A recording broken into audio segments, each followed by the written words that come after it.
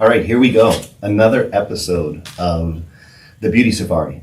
Today, my guest is Leigh Winters, Manna's new VP of Innovation. Very excited to have you here, so thank you. Welcome to the Beauty Safari. Thank you for having me on. I'm excited. Let's do this. So let's do this. Let's jump in right away. And can you give me a little background? Where are you from? What are you doing? How'd you get here? So I'm actually from New York City, where we're sitting right now. Spent much of my childhood living abroad in Tokyo, Japan, and Sydney, Australia. Came back to the States, went to college and grad school right here in New York City as well. So found my way into beauty really by way of neuroscience.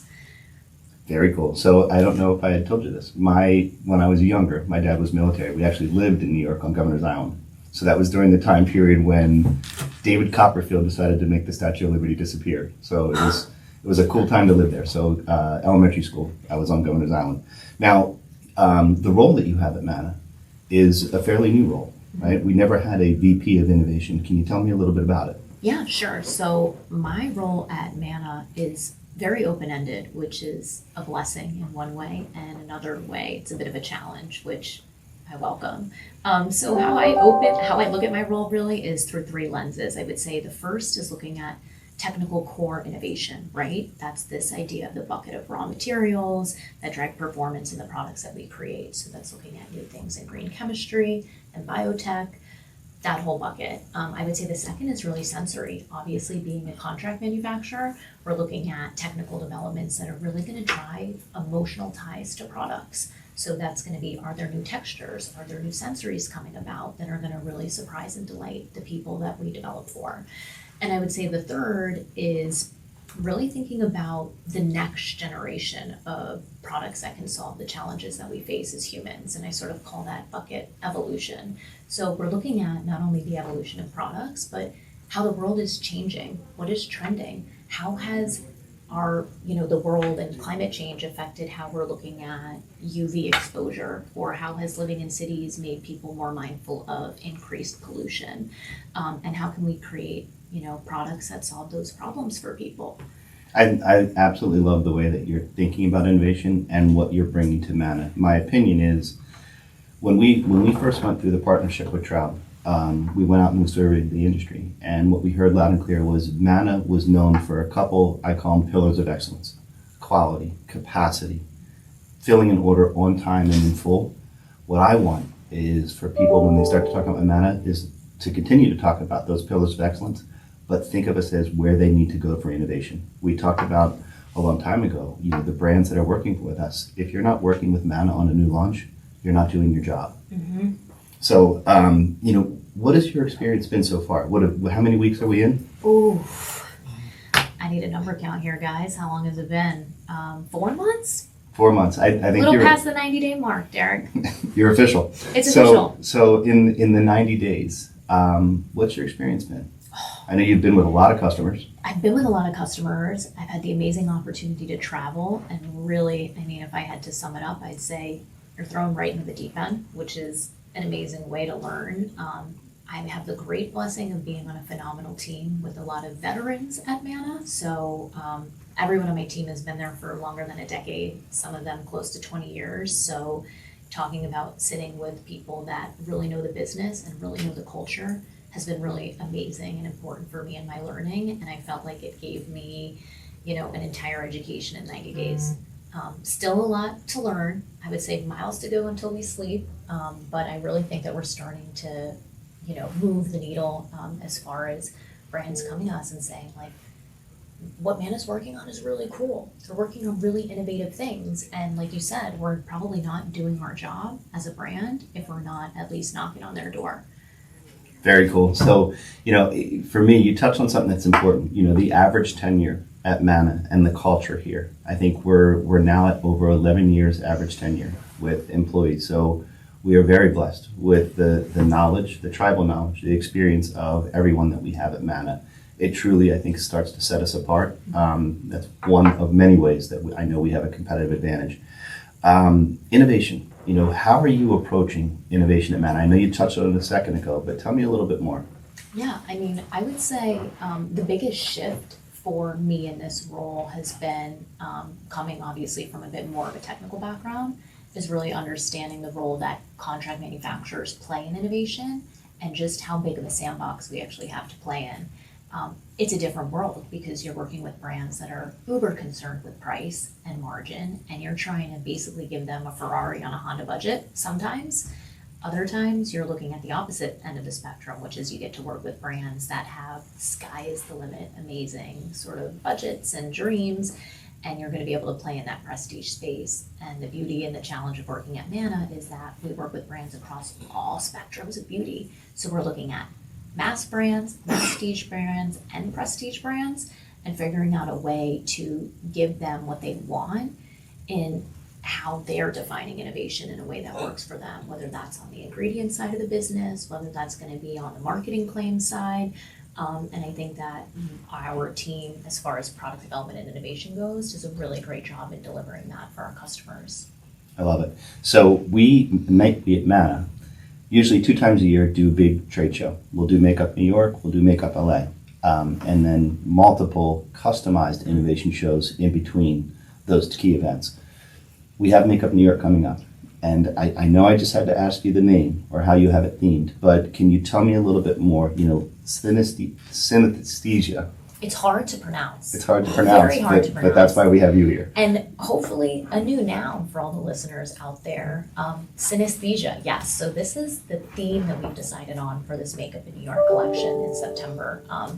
And synesthesia is actually a perceptual phenomenon that is essentially when you have one stimulation of a sensory or cognitive pathway that leads to the involuntary sort of activation of another.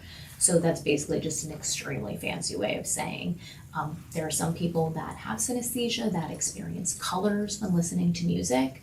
Another form is seeing shapes when you smell something, or even perceiving tastes when looking at certain words.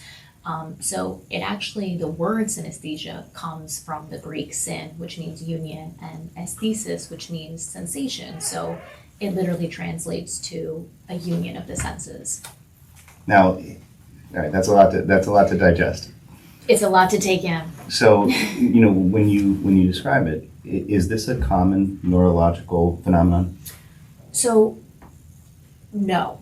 But maybe. I mean, the estimates for folks that have synesthesia, who are commonly referred to as synesthetes, are, wide ranging in the literature. So it's been estimated that there's an estimate that, 1 in 4 people have synesthesia. There's also an estimate that, 1 in 100,000 people have synesthesia.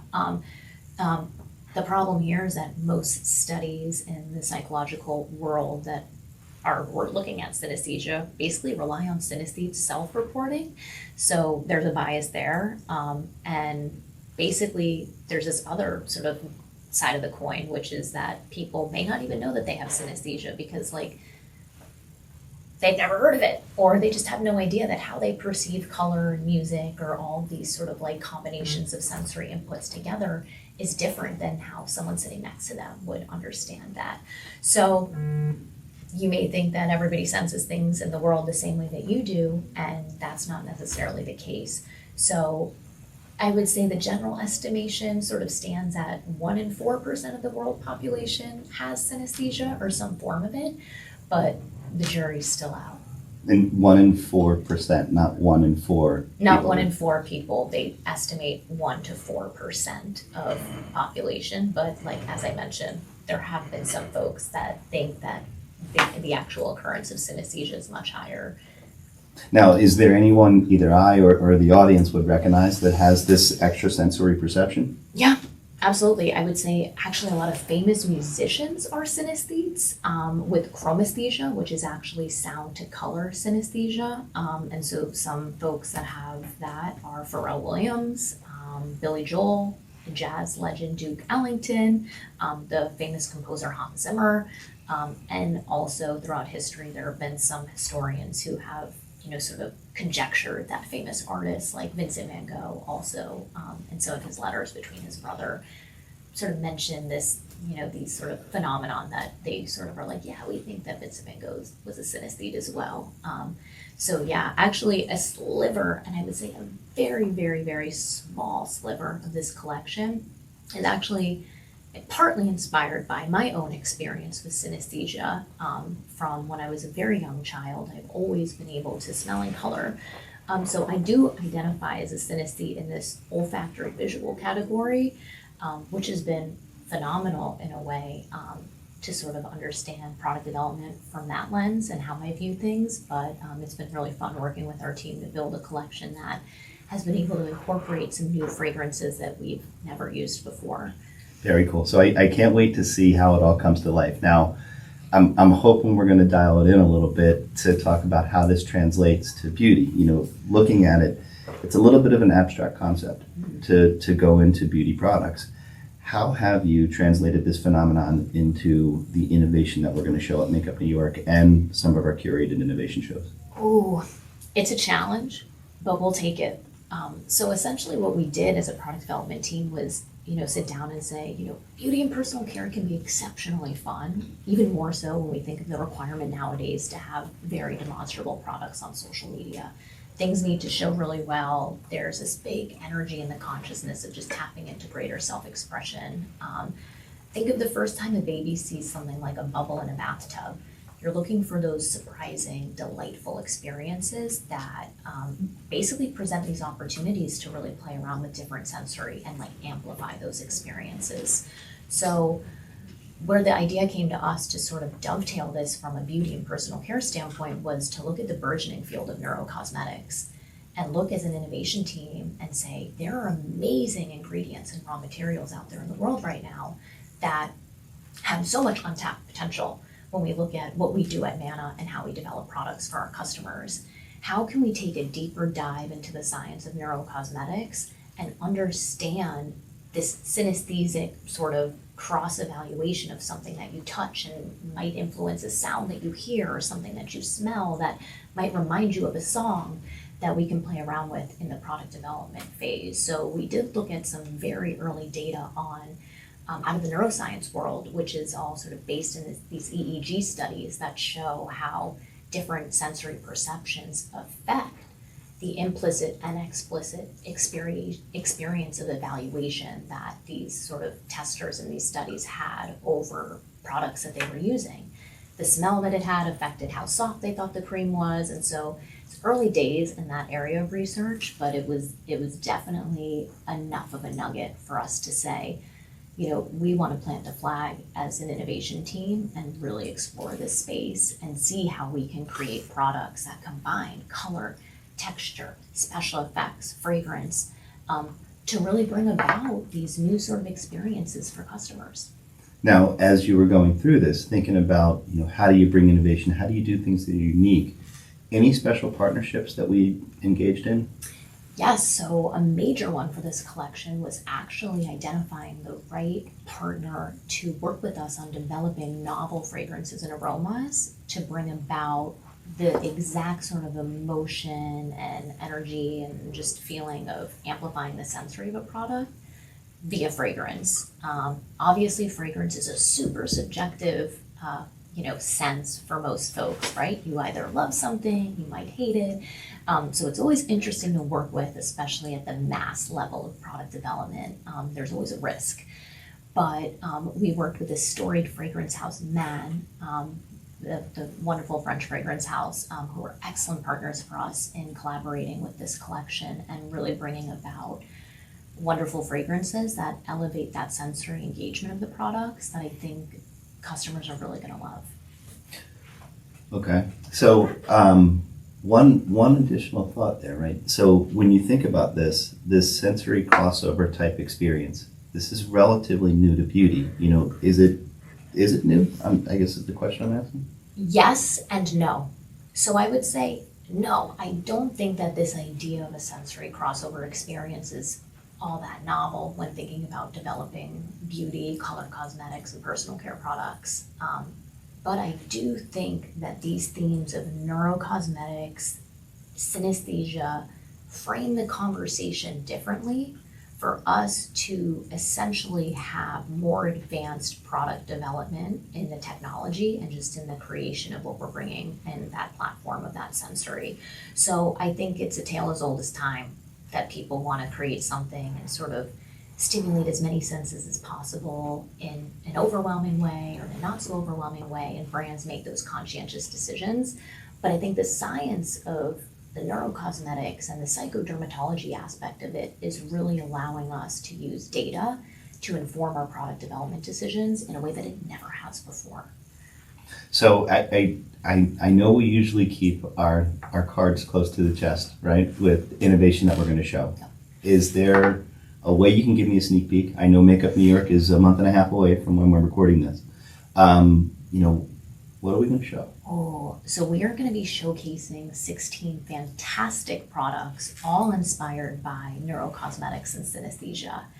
So some ideas, some in the lineup across color cosmetics and skincare are, we've got a really awesome eyebrow laminate stick for a soft, flexible hold, which is some great new innovation in the brow space, which is a bit of a sleepy area as far as the incumbents there that are looking to really bring something totally novel to market.